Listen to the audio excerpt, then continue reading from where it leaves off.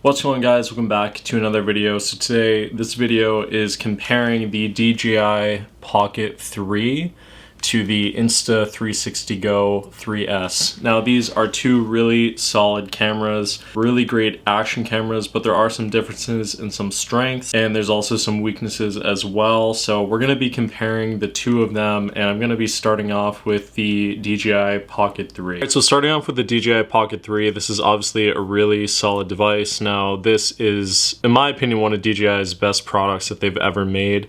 What's really great about this device is the fact that you have this gimbal that is installed, so your footage is always going to be steady. And obviously, as I move the camera, the gimbal is moving. I do have this wide angle lens attached, which I'll try to cover so you can see right here. But this is obviously a really great device because of the fact that you have that steady footage, and at the same time you're also able to switch it around so you have kind of a different view than what you would, I guess, normally be having. Now, one of the great things about this device obviously is that you can shoot in a lot of really different settings. So you could do 4K 60, 1080p, so there's a lot of different resolutions that you can record in. I've owned this since it first came out, and this is a really solid camera for a lot of, honestly, amazing reasons. Number one, the gimbal that is in the front is always really steady, so the great thing is you don't have to worry about your shots being, you know, not stabilized. And that's a big issue for a lot of action cameras, but as more technology comes out, gimbals, in my opinion, are not really going to be a big thing unless you have a massive camera that you're recording on.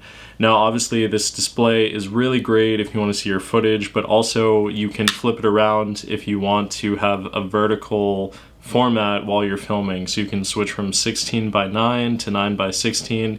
And this is really great for anything that is like social media because it really gives you that nice live preview of your shot while you are recording.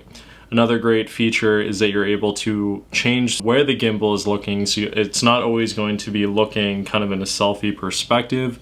Then you could have it tilted, and you can also change the axis and the direction of the actual gimbal, which is great. So if I wanted to have the gimbal, you know, looking a different way, you can move it, which is awesome. So that is a feature that I think really makes this great.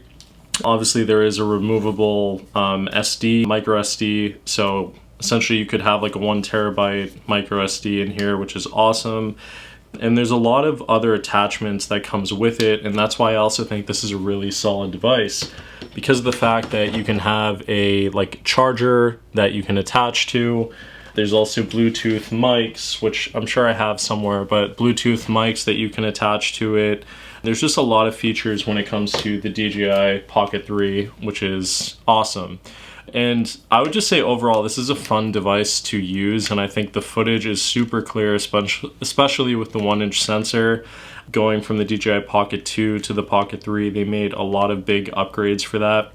Now, there are a few downsides with this type of camera, and one of the downsides being is it's not waterproof.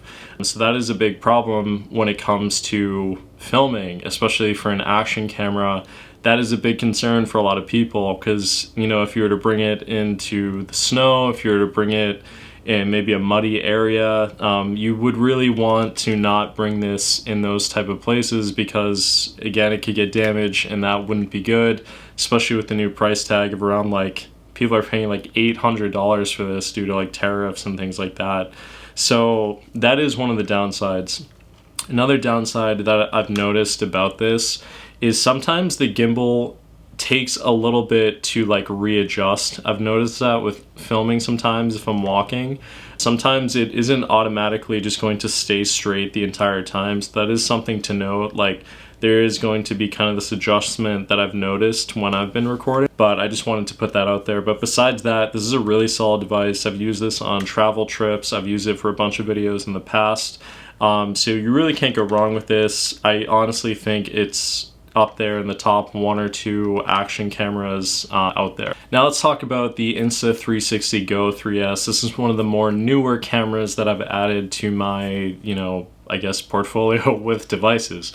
Now this is a really unique device, going from the DJI Pocket 3 and now also having this. They're very different in a lot of ways, but that's also not a bad thing whatsoever. So obviously my favorite part of this camera is the fact that you can remove it and then you have this tiny little camera and this action pod which you can use for live previews. Now this is really cool because essentially you could use this in so many different ways. You can have it attached to your chest, to your hat. It's also magnetic in the back, so then you can also really attach it to anything. Now, you know, it's a really just solid device, but I think one of the pros that's not even with the device itself is the app that Insta360 GO has. In my opinion, it's one of the best apps for any camera out there. I think it's better than DJI. I think it's better than Canon. It's really a phenomenal application. So if you have iPhone, and I think with Android too, this is definitely, in my opinion, like one of the best applications that you can have for any device. Now, there obviously is a live preview. This is not going to be showing you crystal clear footage like the DJI Pocket 3 while you're filming, but it's a great way that if you were to have this somewhere else, you could see what's going on, and I think that's a great feature to have, and also a live preview on your phone. Now there are some downsides to this device. Again, no one's paying me for this video, so I want to be as honest as possible. The 4K footage, in my opinion, is obviously not as crystal clear as the DJI Pocket 3, but that's understandable because this is a smaller sensor, it's a smaller camera, so I wouldn't expect the same footage from this as something like the DJI Pocket 3. Another issue that I've found is I do think that the low darkness, so when you're filming in low light, the DJI Pocket 3, in my opinion, knocks any camera out of the water when it comes to low light. Like the DJI Pocket 3, if you were to bring it out during the nighttime, it is so much better because of that sensor compared to a different camera. So I've noticed that. Now this does have pretty good low light performance, but it's nowhere near the DJI Pocket 3. So if that is like something that you shoot a lot, if you shoot a lot at night, I would note that. So it's just something that you should be aware of. And I think besides that, I would just say there's no removable micro SD thing that you can like install or add to the camera. It's a solid state drive, so you either buy the 64 gigabyte or the 128 gigabyte, which could be a big problem for people, I guess, if they're shooting a lot. I haven't had an issue with that because a lot of the time I'll just transfer the files to my phone or to a, another device where I can store memory. But that is something to note. I know the new Insta360 Ultra, they changed that. But I think one of the reasons why that's kind of a smart move is if this is waterproof. So this is waterproof, this is not. But this is waterproof, fully waterproof, so you can bring it into the water and it gets great footage. But I believe if you were to have a micro SD adapter that's in this, I do think that could be a problem. But I also do think they could have put one into here so that way when you attach camera, the files can just go there. In my opinion, I think that would have been smarter. All right, so Evan, which one should I buy? What is the better camera? Like, just be honest with me. What's the better one? Well, I will be honest with you. I think if you are someone who is just looking to vlog, if you're looking to, maybe make more videos where you're just sitting down talking to the camera, I would definitely recommend the DJI Pocket 3. Something that I did want to note is obviously when people are recording in public, a lot of people tend to have like anxiety when they record. Now, carrying a device like this is pretty small, but obviously people are going to be like, wait, why is this person recording?